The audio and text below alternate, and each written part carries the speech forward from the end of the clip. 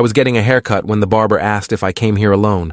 The scissors stopped mid-cut, and Marcus held them suspended near my ear, his reflection in the mirror staring at me with an intensity that made my scalp prickle. The question hung in the air between us like smoke, seemingly innocent but weighted with something I couldn't identify. "Did you come here alone today?" He asked it casually, but his eyes were locked on mine in the mirror with an expression that felt like a warning. I'd walked into Precision Cuts 15 minutes earlier, desperate for a trim before my sister's wedding tomorrow. My regular barber booked solid, and this place the only shop with availability on a Saturday afternoon. "Yeah, just me," I answered, trying to keep my voice light, despite the sudden tension knotting my shoulders. Marcus nodded slowly and resumed cutting, but his movements had changed. Where before he'd been efficient and professional, now every snip felt deliberate, measured, like he was buying time.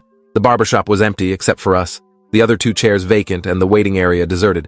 A bell above the door would announce anyone entering, and I found myself hyper-aware of that potential sound.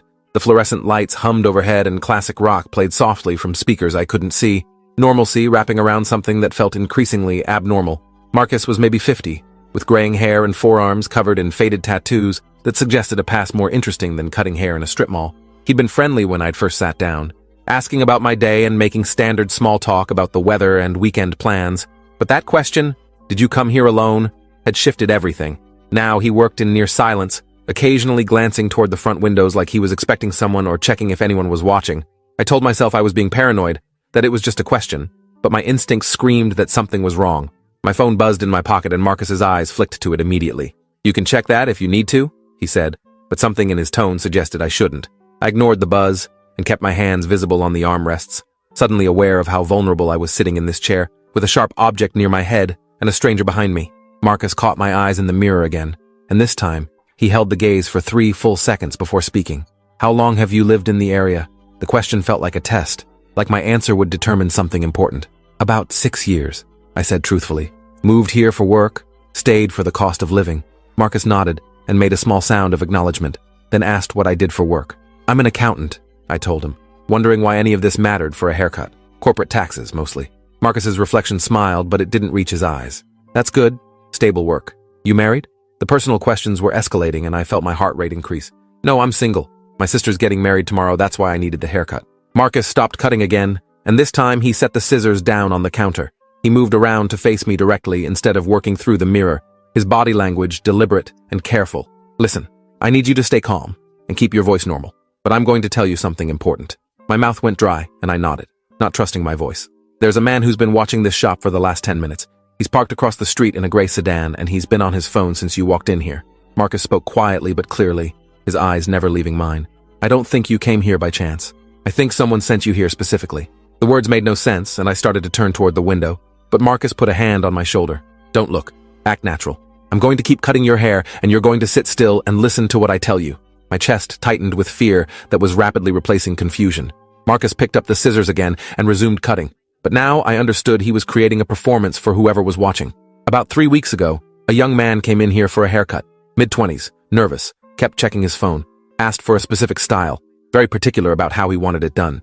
Marcus trimmed around my ears while he talked, his voice low and steady. Halfway through the cut, the kid's phone rang.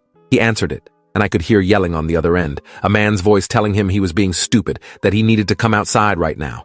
The kid looked terrified and hung up. That's when he asked me the same question I just asked you. Did I come here alone? I told him yes, and he started crying. Said he'd made a terrible mistake and didn't know how to get out of it. Marcus paused and met my eyes in the mirror again. 2 days later, his body was found in a parking garage downtown. Gunshot wound to the head, made to look like suicide. My blood turned to ice, and I gripped the armrests hard enough to hurt. "Why are you telling me this?" Marcus continued cutting, his hands steady despite the gravity of what he was saying. "Because when you walked in today, you had the same look that kid had. Nervous, checking over your shoulder, desperate for a haircut at the last minute. And because that gray sedan outside has been circling this block for the past hour, I watched it pass 6 times before you arrived. Then you walked in and it parked. That's not coincidence." I forced myself to breathe normally, to not react visibly to the terror flooding my system. "I don't know anyone who drives a gray sedan." Marcus shaped the back of my neck with clippers, the vibration oddly grounding against my panic. "Maybe you do, and you don't know it. Maybe someone's tracking you for reasons you're not aware of yet. Or maybe you're in some kind of situation you haven't fully recognized as dangerous." He turned off the clippers and picked up the scissors again. "I'm going to ask you some questions, and I need honest answers. Have you noticed anyone following you recently? Strange phone calls? People asking about your schedule or routine?" I thought back over the past few weeks and my stomach dropped as memories clicked into place with new significance.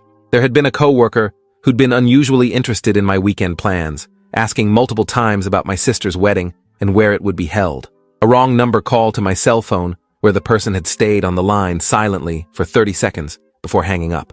A car I'd seen parked outside my apartment building 3 nights in a row that I'd dismissed as belonging to a new resident. And 2 days ago, someone had tried to break into my car in the office parking garage, failing to get in but leaving scratches around the door handle. I'd reported it to building security, but hadn't connected it to anything larger. I told Marcus all of this and watched his jaw tighten. "You're in danger," he said flatly. "I don't know the specifics, but that pattern is surveillance. Someone's been watching you, learning your routine, waiting for the right opportunity. Coming here today, alone, was exactly what they wanted." My hands started shaking and I pressed them against my thighs. "What do I do?" Marcus glanced toward the window again, his expression grim. "That sedan hasn't moved. Whoever's in it is waiting for you to leave. If you walk out that door right now and get in your car, I think something bad is going to happen to you." The barbershop felt like it was closing in around me, the cheerful normalcy of it at odds with the nightmare Marcus was describing. "Why are you helping me? I don't even know you." Marcus met my eyes in the mirror, and something painful flashed across his face. "Because I didn't help that kid 3 weeks ago. I cut his hair, watched him leave terrified, and told myself it wasn't my business. Then I saw his face on the news and knew I could have done something. I'm not making that mistake twice." He set down the scissors and pulled out his phone. "I'm going to call someone I know, a detective who worked that kid's case. You're going to talk to him and tell him everything you just told me." Before I could respond, the bell above the door chimed, and both Marcus and I froze. A man walked in, maybe 40, wearing a business suit that looked expensive. He had the kind of face that was handsome but forgettable, the type you'd never pick out of a lineup. He smiled at us, the expression pleasant and empty. "Sorry to interrupt, just wondering if you have time for a quick trim?" Marcus's entire demeanor shifted, becoming aggressively cheerful. "We're all booked up today, sir, but I can get you in tomorrow morning if that works." The man's smile didn't change, but his eyes moved to me, assessing in a way that made my skin crawl. "That's all right. I'll find somewhere else." He left as quickly as he'd entered, the bell chiming his departure. Marcus immediately moved to the door and locked it, flipping the open sign to closed. That was a test. He was checking to see if you were really alone in here, if I'd called anyone, if there was any indication you'd recognize the danger. I stood up from the chair, my legs unsteady. My haircut was half finished, one side longer than the other, but that seemed spectacularly unimportant now. "We need to get you out of here without being seen. There's a back door that leads to the alley. My car is parked behind the building. I'm going to take you somewhere safe." I followed Marcus through the back of the shop, past storage rooms filled with hair products and cleaning supplies. The back door opened into an alley that smelled like garbage and stale water, dumpsters lining the cracked asphalt. Marcus's car was an old truck with rust along the wheel wells, parked facing the alley's exit.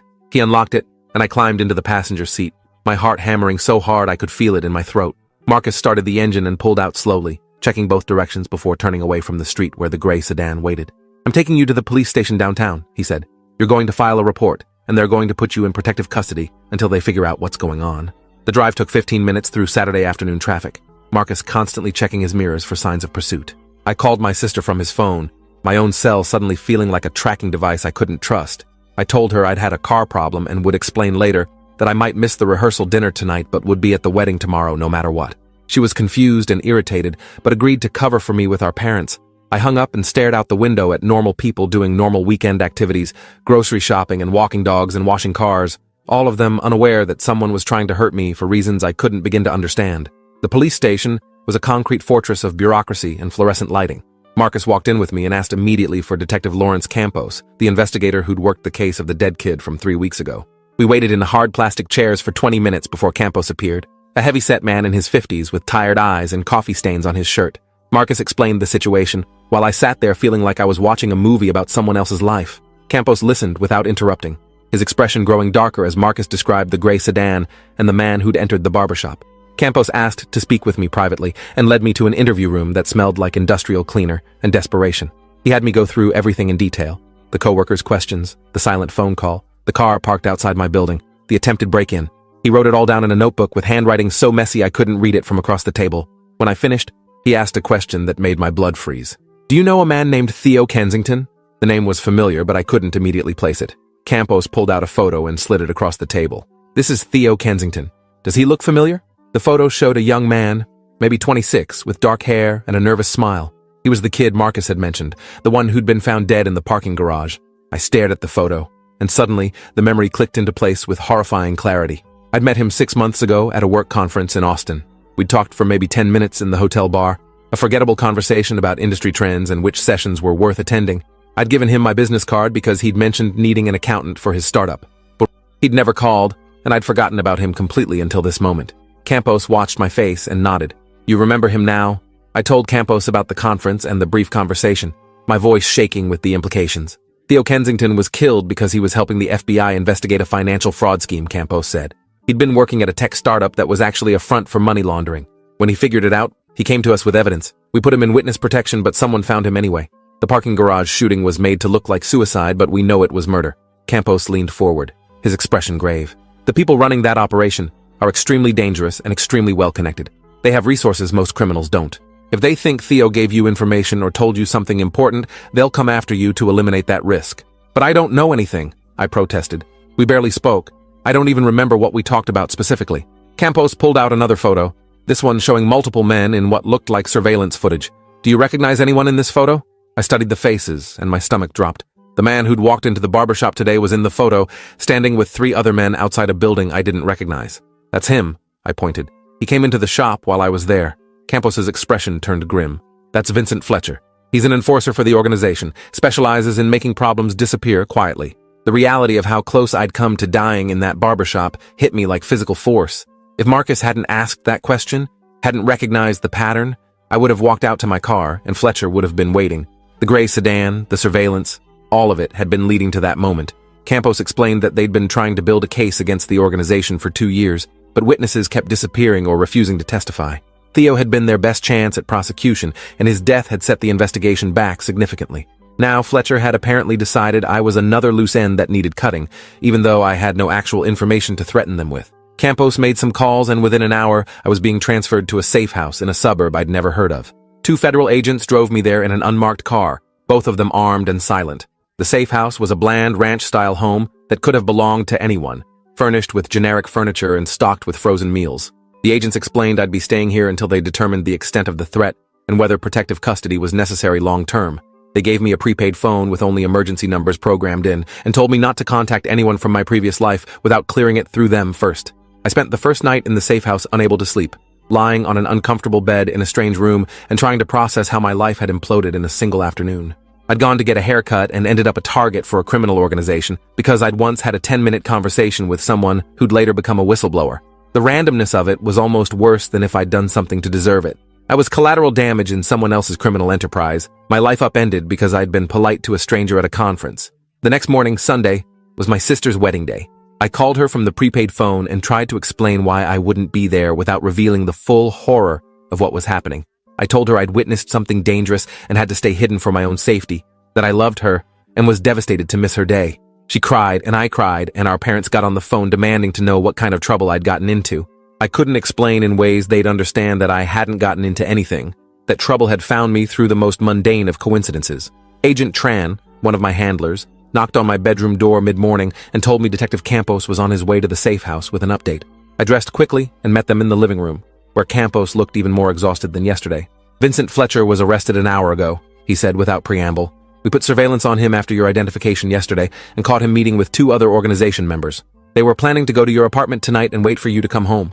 Campos showed me photos from the surveillance, Fletcher and 2 other men standing beside a vehicle containing weapons and restraints. The images made me physically ill because they represented what would have happened if Marcus hadn't intervened. I'd have gotten my hair cut, gone home to prepare for the wedding, and opened my door to men with guns and duct tape. My absence from my sister's wedding would have been permanent, my family never knowing what had happened to me, my body maybe never being found at all. Campos explained that Fletcher's arrest had been strategic, timed to prevent the attack while not alerting the larger organization that they'd been compromised. They were hoping Fletcher would flip and provide information about his employers in exchange for a reduced sentence. But there was a complication. Fletcher's lawyer had already made clear that his client would only cooperate if given full immunity and entrance into witness protection. The same organization that had killed Theo was too powerful for Fletcher to testify against without complete protection, and the FBI was debating whether the information he could provide was worth that deal. Meanwhile, the organization would know Fletcher had been arrested and would be trying to determine why. If they figured out he'd been caught planning to kill me, they'd know I was still alive and potentially under federal protection. That made me either a valuable target or a non-issue depending on what they thought I knew. Campos explained that I had two options. Option one was to remain in protective custody indefinitely while they built their case, possibly for months or even years, my entire life on hold while federal agents tried to dismantle a criminal enterprise. Option two was to become an active participant in the investigation, to work with them to draw out more members of the organization and gather evidence that could lead to prosecutions. Both options were dangerous, but the second one at least gave me agency in my own survival. I thought about my sister's wedding happening without me, about my parents' worried calls, about my life being stolen by circumstances beyond my control. I chose option two because hiding forever felt like dying slowly. Agent Tran explained the plan carefully, making sure I understood the risks. They wanted me to return to my normal life while wearing a wire and being constantly monitored. The organization would eventually learn I was still alive and would try to assess what I knew. Federal agents would be nearby at all times, ready to intervene if I was approached. My apartment would be fitted with hidden cameras and listening devices. My car would have a tracking device installed. Every phone call, every email, every movement would be documented and analyzed for threats. My life would be normal on the surface, but underneath it would be a carefully orchestrated operation designed to lure criminals into exposing themselves. The preparation took a week. I was trained on how to wear a wire without being detected, how to have conversations that would elicit incriminating responses, how to signal for help if I felt threatened. I practiced scenarios with agents playing the roles of organization members, learning to stay calm under pressure and keep talking even when terrified. They taught me about the organization's structure, showed me photos of known members and associates, briefed me on the extent of their criminal activities. Money laundering was just the beginning. They were involved in fraud, extortion, drug trafficking, and murder for hire. Theo had stumbled into their operation accidentally, but I was walking into it deliberately. Returning to my apartment felt surreal after a week away. Everything looked the same, but nothing felt safe anymore. I knew about the hidden cameras in my living room and bedroom, the microphones in my kitchen and bathroom that would turn off when I showered to give me minimal privacy. Agent Tran and his partner Agent DeMarco were stationed in a van down the street, monitoring all the feeds 24 hours a day. Another team watched my office building, ready to respond if anything happened during work hours. I was never actually alone, but I felt profoundly isolated, cut off from everyone I knew by secrets I couldn't share. My co-worker Daniel approached me on my first day back, asking where I'd been and if everything was okay. I gave the cover story the FBI had prepared about a family emergency that had required me to leave town suddenly. Daniel seemed concerned and genuine, asking if there was anything he could do to help.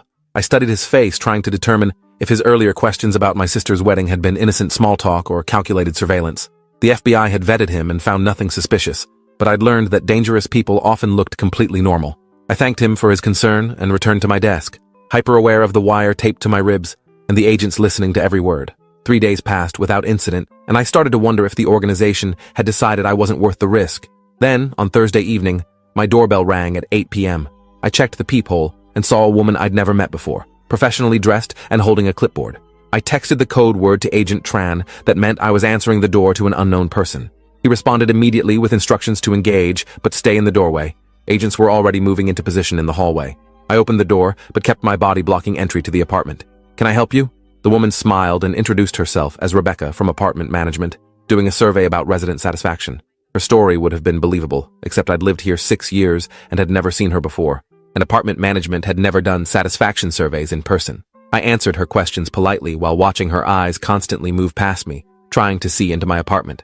She asked if I lived alone, if I worked regular hours, if I traveled frequently. Each question felt like gathering intelligence. When she finally left, Agent Tran called immediately to confirm they'd photographed her and were running facial recognition. The woman was identified within hours as Melissa Ortiz, a known associate of the organization who specialized in reconnaissance. Her presence at my door meant they'd confirmed I was alive and were assessing the situation. The FBI ramped up security, adding more agents to the surveillance team and installing additional security measures on my apartment door. Campos came to brief me in person, his expression grim. "They're testing your defenses, seeing how close they can get. This will escalate. The next contact won't be a woman with a clipboard. It'll be someone more dangerous making a more aggressive approach. We need you to be ready." Ready meant different things to the FBI than it did to me.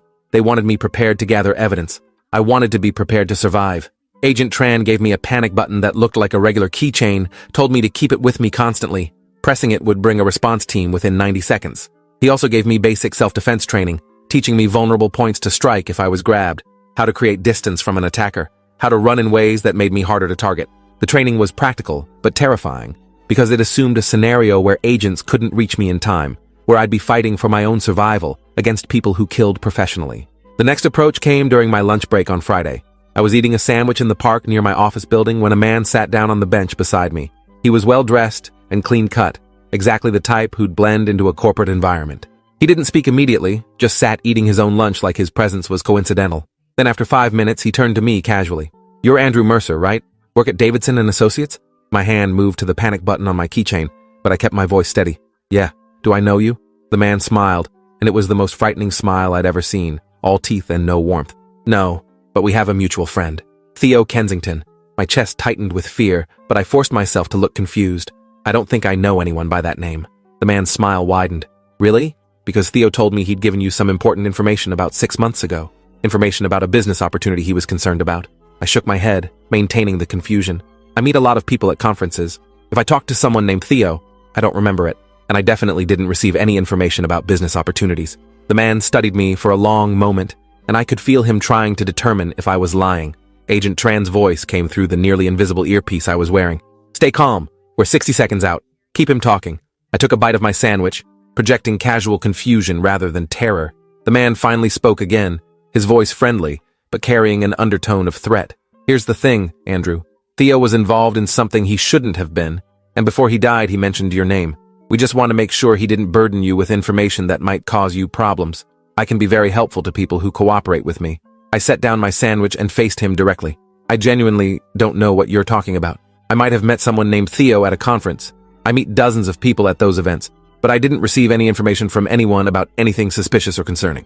If your friend was involved in something bad, I'm sorry, but I'm not connected to it in any way." The man's expression hardened slightly. "You're sure about that? Because the people I work with are very thorough. If you're lying to me now, it will be much worse for you later than if you just tell me the truth now." The threat was barely veiled, and I felt my pulse racing. "I'm not lying. I'm an accountant. I go to work. I file taxes. I live a boring life. Whatever you think I know, you're wrong." Agent Tran's voice came through again. 30 seconds. We need him to make a more explicit threat or mention the organization. Push him a little." I forced myself to lean forward slightly, projecting frustration rather than fear. "Look, I don't know who you are or why you think I'm involved in whatever this is about, but you need to leave me alone. I don't have information about anything, and I don't want to be harassed during my lunch break." The man's friendly facade dropped completely. "You should be very careful about who you tell to leave you alone. My colleagues aren't as patient as I am. If Theo told you anything at all, anything about accounts or transactions or people he was concerned about, you need to tell me now. This is your last chance to avoid serious problems." Before I could respond, 3 federal agents appeared from different directions, moving fast and purposeful. The man saw them and stood immediately, hands up in a gesture of innocence. "Is there a problem, officers?" Agent DeMarco flashed his badge and told the man to put his hands behind his head. The man complied, but his eyes never left mine, promising retribution for this interference. They arrested him right there in the park, cuffing him while reading his rights. I sat on the bench shaking, my sandwich forgotten, watching them lead him to an unmarked car. Agent Tran came over and told me I'd done well, that the wire had captured everything including direct threats that could be used as evidence. The man's name was David Cross, a mid-level enforcer for the organization who'd apparently been sent to assess whether I actually had information worth killing me for. His threats had been clear enough to charge him with intimidation and conspiracy, and the FBI was hoping he'd follow Fletcher's lead and flip on his employers rather than face decades in prison. But Cross's arrest meant the organization now knew I was under federal protection. They'd tested my defenses twice, and both times had encountered immediate law enforcement response. That would make them more cautious, but also more determined if they decided I remained a threat. Campos called an emergency meeting at the safe house that evening to discuss next steps. The investigation had gathered significant evidence from Fletcher and Cross's arrests, but the leadership remained untouchable. Both men were small fish protecting bigger fish, and neither would testify without guarantees that were difficult to provide. Campos explained that they were considering a more aggressive strategy. Instead of waiting for the organization to come after me, they wanted to use me as bait in a controlled operation designed to draw out leadership. They'd set up a scenario where I appeared to be trying to sell information Theo had supposedly given me, information valuable enough to require senior organization members to respond. It was dangerous and depended on perfect execution, but it could provide the evidence needed to dismantle the entire operation. I listened to the plan and understood I was being asked to paint a target on my back and trust that federal agents would keep me alive. I thought about Theo dying in that parking garage, about Marcus's guilt for not helping him. I thought about my sister's wedding that I'd missed, about my life that had been stolen by random chance and criminal malice. I thought about the other potential victims who might cross paths with these people in the future, who might have their lives destroyed or ended because a criminal organization operated with impunity. I told Campos I'd do it. that I wanted to help end this even if it meant risking everything. Agent Tran looked at me like I was crazy, but Campos just nodded, probably having seen that same desperate determination in other people whose lives had been shattered by circumstances beyond their control. The operation took 2 weeks to plan and execute. The FBI created a fake email account and sent messages to known organization intermediaries, hinting that I had financial records Theo had given me and was willing to sell for the right price. The emails were crafted to seem naive and greedy, the work of someone who didn't understand how dangerous the information was or who they were dealing with. The organization took the bait, responding through encrypted channels and arranging a meeting to see the supposed evidence before committing to any payment. The meeting location was set for a warehouse district downtown, an area the FBI could control and monitor. I arrived at the warehouse on a Wednesday evening, driving my own car but with a tracking device and 5 federal vehicles in coordinated positions around the area. I wore a wire sophisticated enough to capture audio even in high-noise environments and had a panic button sewn into my jacket lining. Agent Tran was in my earpiece, calmly walking me through each step. Inside the warehouse, 3 men were waiting. One I recognized from photos as Gerald Whitmore, a high-ranking member of the organization who rarely appeared in person. His presence meant they were taking the supposed information seriously enough to risk exposing leadership. Whitmore was in his 60s, distinguished and professional-looking, exactly the type who could run criminal enterprises while appearing legitimate. He greeted me cordially and asked to see what I'd brought. I pulled out a folder of documents the FBI had prepared, real-looking but ultimately fake financial records showing money laundering patterns. Whitmore studied them carefully, asking technical questions designed to test whether I understood what I was looking at. I answered using the script the FBI had prepared, playing the role of an accountant who'd stumbled onto corruption and was smart enough to recognize its value, but naive about the consequences of possessing it. Whitmore seemed satisfied and named a price for the documents, a ridiculous amount that no legitimate buyer would offer. I agreed enthusiastically, and he smiled, signaling to his companions. That's when everything went wrong. One of the men moved behind me, and I felt something press against my spine, hard and unmistakable. Whitmore's expression didn't change, but his voice dropped the friendly pretense. You were very clever about setting this up, bringing federal protection, wearing a wire. We knew about all of it. This was never about buying information. This was about demonstrating what happens to people who interfere with our operations. Terror flooded through me as I realized they'd known it was a trap from the beginning and had walked in anyway. Agent Tran's voice screamed in my ear to get down, that teams were moving in, but the man behind me had a firm grip on my jacket. Whitmore continued speaking, his tone conversational despite the gun pressed to my back. Theo Kensington thought he was clever too, thought the FBI could protect him. But we own people in places you'd never expect. We knew about the safe house location, knew about the parking garage plan, knew everything, just like we knew about this meeting tonight. The gun pressed harder and I heard the safety click off. Then chaos erupted. The warehouse doors crashed open from 3 directions and federal agents poured in with weapons drawn. The man holding me tried to use me as a shield, but Agent DeMarco was faster, tackling him from the side and sending both of us sprawling to the concrete floor. Gunfire exploded in the enclosed space, deafening and disorienting. I covered my head with my arms and tried to make myself as small as possible while shouting erupted around me. Someone grabbed my jacket and dragged me toward the door. Agent Tran's voice, breathless and urgent, telling me to move, to run, that they had me. Outside the warehouse, more vehicles had arrived and the area was swarmed with federal agents. Someone pushed me into an SUV and we were moving before the door closed, speeding away from the scene. Agent Tran was beside me checking for injuries, his hands shaking slightly as adrenaline worked through his system. I was unhurt physically, but in shock, unable to process how close I'd come to dying. Tran explained that they'd intercepted communications from inside the organization revealing the meeting was an ambush, but they'd decided to proceed anyway to arrest Whitmore and his associates. The gamble had worked, but barely. All 3 men were in custody, and the warehouse was being processed for evidence. The aftermath took months. Whitmore and his associates refused to cooperate, hiring expensive lawyers and dragging out the legal process. But the evidence gathered from the warehouse meeting, combined with testimony from Fletcher and Cross, who'd both accepted plea deals, was enough to indict 17 members of the organization on charges ranging from money laundering to murder conspiracy. The trial made national news, exposing the scope of the criminal enterprise and the systemic failures that had allowed it to operate for over a decade. I testified about my experiences, about Theo's death and the attempts on my life, about the warehouse ambush where Whitmore had admitted they'd known about federal protection but had proceeded anyway. The jury convicted all 17 defendants. Whitmore received life in prison without parole. The others got sentences ranging from 20 to 50 years. The organization was effectively dismantled, its financial networks frozen and assets seized. But the victory felt hollow because Theo was still dead, because I'd spent months of my life in terror, because my sense of safety had been permanently destroyed. I couldn't walk down the street without scanning for threats or return to my apartment without checking every room. The trauma wasn't something that ended with convictions and sentences. I visited Marcus's barbershop 6 months after the trial concluded, needing to see him and thank him properly for saving my life. He was cutting someone's hair when I walked in, but he recognized me immediately despite my vastly different haircut from another barber.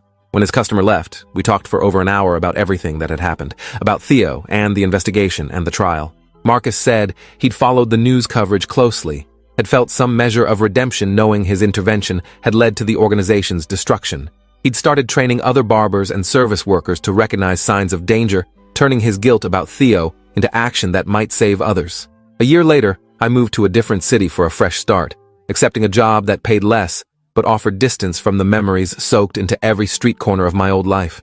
My sister forgave me for missing her wedding after learning the full story, and we grew closer through the shared understanding that life could shatter in an instant without warning.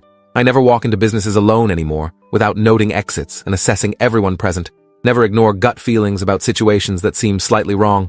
And I always answer honestly when someone asks if I came alone, because that question once saved my life when a barber recognized danger I couldn't see. If you enjoyed this, you'll definitely want to see the next ones too. So subscribe now and let me know your take in the comments.